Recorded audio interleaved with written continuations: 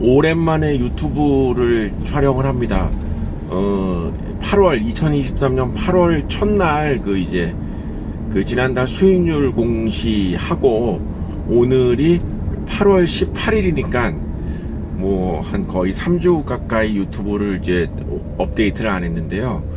그 원인을 좀 말씀을 드리면, 제가 태어나서 처음으로 8월 달에 감기에 걸렸습니다.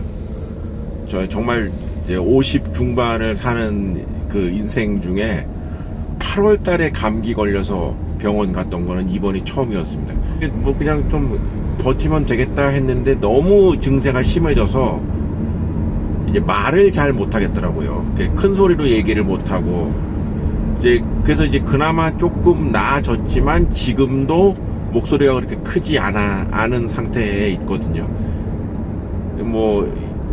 여름 독감이 요새 유행했다고 하는데 제가 해당이 될 줄은 몰랐습니다. 그래서 유튜브, 목소리가 필요한 유튜브 업데이트가 3주간 하지 못했다라는 것 말씀을 미리 드립니다. 자, 오늘 언급하고자 할 주제는 바로 중국 증시에 대해서 언급을 하도록 하겠습니다. 중국 증시는 사실 제가 누구보다도 관심이 있고, 관심만 있는 게 아니라 실제 저는 중국 주식에 적지 않은 비중을 투자를 하고 있는 사람이기 때문에 중국과 관련된 여러 이슈에 대해서 굉장히 민감하고, 또 여러 이슈들이 실제 저의 수익률에 적지 않은 영향을 미치고 있기 때문에 중국에 대해서 관심이 이제 있습니다만은 2023년 8월에 또 중국발 리스크가 하나 터졌죠. 비구이 위안이라고 하는 중국의 아주 큰 부동산 업체입니다. 그래서 벽계원이라고 우리나라에서는 지금 이렇게 한글로 그대로 한자를 한글로 이제 해서 그렇게 검색이 되더라고요. 이게 이제 중국 기업이고 홍콩 증시에 상장된 그런 상장 기업이기도 합니다. 그런데 이 비구이 위안은 중국 가보면 심심치 않게 볼 수 있는 브랜드였고, 이게 그냥 중국에서 큰 기업이 아니라 제가 이제 종종 언급하는 포브스 글로벌 2000, 포춘 글로벌 500에 단골로 포함되는 대표적인 중국 기업의 하나인데, 지금 이 기업이 디폴트 리스크에 걸려 있다라는, 그래서 중국발 리스크가 또 커져가고 있다, 이제 이런 보도가 많이 나오고 있지 않습니까? 부동산 관련한 업체인데요. 중국 부동산 이꼬르 리스크, 여기에 더 나가서 중국 이꼬르 리스크, 중국의 리스크 살아있다. 간단치 않은 그런 상황입니다. 그리고 이것이 국내 언론뿐만 아니라 미국을 포함한 해외 언론에서도 굉장히 이 문제를 비중 있게 다루고 있기 때문에 이 시점에서 과연 중국 증시에 대한 접근을 어떻게 하는 것이 좋을까에 대해서 말씀을 드리도록 하겠습니다. 리스크 맞다. 중국 부동산에 대한 리스크 맞다. 그리고 중국 전체에 대해서 부정적으로 보는 것도 인정하지 않을 수 없다라고 생각이 됩니다. 그래서 이런 리스크가 위험하고 마음에 들지 않는다면 중국 주식에 투자하지 않는 것 나름 훌륭한 대안이 될 수도 있다고 생각을 합니다. 그런데 그런 저는 왜 아직도 미련을 버리지 못하고 중국 주식에 계속 투자를 하고 있을까요? 제 생각을 좀 말씀을 드리면, 그럼에도 불구하고 중국은 여전히 매력적인 투자의 국가이다라는 생각이 들기 때문에 그렇습니다. 그렇지만 아무리 매력적이어도 이렇게 디폴트 리스크가 드러나는 이런 섹터에까지도 매력을 느끼지는 않는다는 것이죠. 그리고 부동산이라고 하는 것이 그냥 건물을 시행해서 분양해서 판매 소득을 올리는 그런 과정이 있는 것이 아니라 필연적으로 금융이 따라가지 않습니까? 돈이 있어야 짓고 팔고 하지 않겠습니까? 그래서 부동산의 부실 이꼬르 관련된 투자한 그 금융기관의 부실로 이어질 수밖에 없는 것, 이것이 지금 현재 나타나고 있는 상황인데, 단순히 한두 개 업체의 채무 상환을 유예한다든가 뭐 정책 당국에서 지원을 한다고 해서 이것이 해결될 수 있는 문제는 아니다라고 생각을 합니다. 대표적으로 이제 중국에서 가장 그 규모가 큰 핑안보험이라고 있지 않습니까? 거기도 지금 비구이 이안의 주주입니다. 이런 것들 다 이제 회피를 해야 되겠죠. 그런데 제가 보유하고 있는 그 귀주모태주 그리고 비아디, 해천미업 이 세 개 기업은 뭐 너무나 당연히 어찌 보면 다행스럽게도 이런 부동산 관련된 리스크와는 거리가 있다. 그 정도의 기본적인 리스크는 없어야 투자를 할 수 있는 거 아니겠습니까? 그리고 발표되는 기업의 실적이 여전히 양호하다라는 이 두 가지 점에서 확신이 있기 때문에 여전히 투자를 하고 있다라는 것이죠. 그러나 중국의 그 부동산 리스크가 이제 불거지면서 8월 달에 이들 기업의 주가도 약세를 보이는 것은 어쩔 수 없는 현상이라고 생각을 합니다.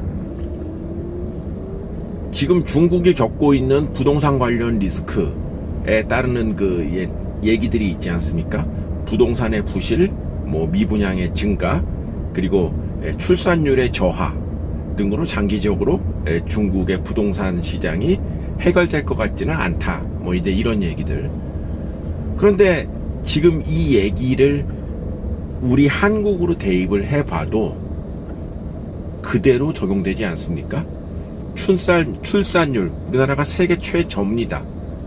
그리고 미분양, 그 지역의 부실 이런 거는 사실 우리나라 그대로 대입을 해봐도 중국을 그 강 건너 불구경할 그럴 상황은 전혀 아니라는 것이죠. 이제 그렇게 생각을 한다면 중국의 부동산 관련된 리스크가 분명히 리스크인 거는 맞지만 중국만의 문제라고 이렇게 쉽게 얘기할 수도 없는 상황이라고 할 수 있습니다. 더 궁극적으로 중국이 그러면은 부동산의 부실로 인해서 중국 경제 전체가 삐그덕거리느냐, 뭐 일각에서는 뭐 중국 GDP의 3분의 1이 부동산인데 여기서 이제 삐그덕거리게 되면 나머지가 좋지 않을 것이다 라는 얘기. 그리고 중국이 7월 달에 수출 발표를 했는데 감소율이 좀 이제 두 자릿수 이상으로 늘었거든요. 그래서 중국의 수출도 예전만 못하다 뭐 이제 이런 얘기들을 많이 하는데, 물론 이 상황이 계속되면은 중국이라고 별 수 있겠습니까? 그런데 가장 최근인 2023년 2분기까지의 주요국의 GDP 증가율을 보면은 중국이 세계 1위입니다. 인도를 제치고 세계 1위입니다. 그런데 세계 1위도 뭐 아시는 분은 아시겠지만 가이던스 예상에는 못 미쳤다. 한 7% 이상 돼야 되는 건데 한 6% 정도대에 그쳤다라는 얘기인데, 뭐 이 정도면 좀 이쁘게 봐줘도 되지 않겠습니까? 우리나라 지금 1% 성장도 못하는 이런 상황에서, 그리고 뭐 지금이야 거의 모든 국가들이 국제 간의 거래를 활발하게 일어나고 있는 상황이기 때문에 뭐 이 나라가 잘 된다고 저 나라가 못 되고 이런 상황보다는 거의 숫자에 약간의 차이가 있을 뿐 글로벌 경기에 모든 국가들이 영향을 받는 상황에서 중국의 이러한 성장세는 나쁘지가 않다. 부동산 관련된 리스크가 지금보다 더 커지게 된다면 뭐 당연히 중국이라고 해서 좋을 건 없겠습니다만은, 다른 나라에 비해서 여전히 중국 경제가 양호하다는 것, 여기에 8월 발표가 됐죠.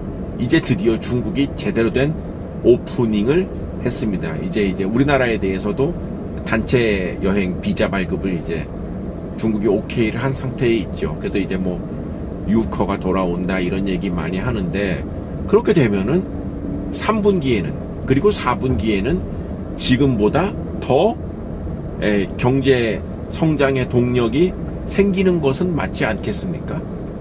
그렇다면은 뭐 중국이라고 해서 좋은 면이 있고 나쁜 면이 있지만, 그리고 지금 시점에서 나쁜 면이 부각되는 측면이 있지만, 전체적으로 봤을 때 중국의 펀더멘탈에까지 변화를 끼칠 수 있겠는가? 저는 그것은 아니라고 생각을 하는 것이죠. 하지만 저 역시 중국과 관련된 리스크에 대해서 중국이 분명히 예년에 비해서 성장률이 좀 이렇게 한 단계 다운그레이드 되는 이런 현상이 분명히 있고, 중국도 개도국에서 선진국으로 가는 과정에서 겪는 여러 가지 문제들이 하나씩 둘씩 드러나고 있는 그런 상황이기 때문에 중국에 대해서 무조건 좋다라고 얘기하진 않습니다. 그래서 시각을 개별 기업으로 봤을 때 이런 지난 그 9년간의 그런 변화의 추세를 봤을 때 이 상황에서 실제 기업의 실적이 한 단계 좀 이렇게 주춤해지는 그런 모습을 보인다면 이거는 더 이상 그 기업에 투자할 필요가 없는 것이죠. 제가 보유하고 있는 해천미합이라고 하는 기업이 솔직히 조금 그런 증세를 보이고 있습니다만, 해천미합은 워낙 지금 이제 수익률도 높고 이제 뭐 양도세 이런 문제가 있기 때문에 조금씩 비중을 줄여가는 그런 상황입니다만은, 해천미합 역시도 뭐 크게 본다면은 100% 만족하지 않지만 그 지금의 점유율 유지에는 그렇게 문제가 없다라는 생각이 드는 것이고, 귀주 모태주나 비아디는 너무너무 훌륭한 퍼포먼스를 보이고 있다는 것이 2분기까지의 실적으로 다 드러나고 있기 때문에 이런 기업에 대해서는 지속적인 보유를 할 생각에 있습니다. 뭐 너무나 당연하지만은 이런 기업들이 불행히도 앞으로 혹은 내년에 그 다음 해에 지금의 실적을 더 이상 보여주지 못한다라고 한다면 역시 가지고 있을 필요는 없는 것이죠. 그래서 시각을 개별 기업으로 봤을 때 이러한 거시경제적인 변수가 앞으로는 없겠습니까? 앞으로도 있을 것입니다. 그러니까 이러한 변수에도 불구하고 기존의 퍼포먼스를 유지할 수 있는 그런 개별 기업의 그 여력이 실적으로 증명이 된다면 지속적으로 보유, 그렇지 않다면 매도하는 것이 맞다라고 생각을 하는 것이고, 이것은 비단 중국뿐만 아니라 다른 나라 기업, 어찌 보면 투자의 가장 기본이다, 원칙이다, 이렇게 얘기를 할 수가 있겠습니다. 이 동영상 봐주셔서 감사드리고요.